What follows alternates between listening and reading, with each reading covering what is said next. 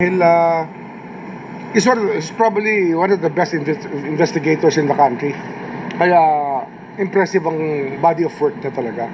From the very beginning until now, when he was still like in the PAOK TF and now here, he has a very impressive body of work. And it's also a loss if you think about it. Opo. Sir, makaka-apekto po ba ito dun sa pag-iimbestiga naman natin dito sa DOI? Well, malaking tulong kasi ang kanyang ginawang investigation as far as our investigations are concerned here. And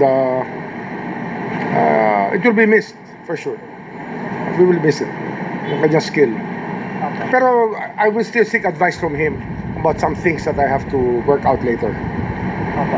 Pero sir, umaasa din kayong hindi matutuloy kasi kailangan pa ng plenary ito, kailangan pa pong usapan nila. Sana hindi na niya ituloy yung kanyang pagre-resign sa Blue Ribbon.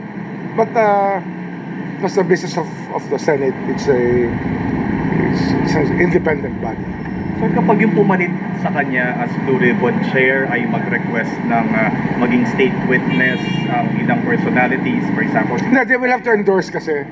The Senate President in the end will have to endorse those who will be covered by the Witness Protection Program and become state witnesses. so kung mag-recommend ba ang Senate Blue Ribbon Committee, binding po ba yun? Hindi siya binding, but we all give it the importance it deserves, coming from the Senate President, from the office of the Senate President. Subject to evaluation. Of course, of course. Sir, lumabas na po yung shortlist Yes, for ombudsman. yes. Pero sir, dito po kasi nagpapatuloy pa rin po yung ating pong case build-up po dun sa ating mga Ano yan, the case build-up is incidental to the fact that the witnesses were given to us to evaluate if they are subject to protection or being state witnesses. Yan ang body of work dito ng DOJ. Otherwise, it really belongs to the ombudsman. Okay? Reaction, sir?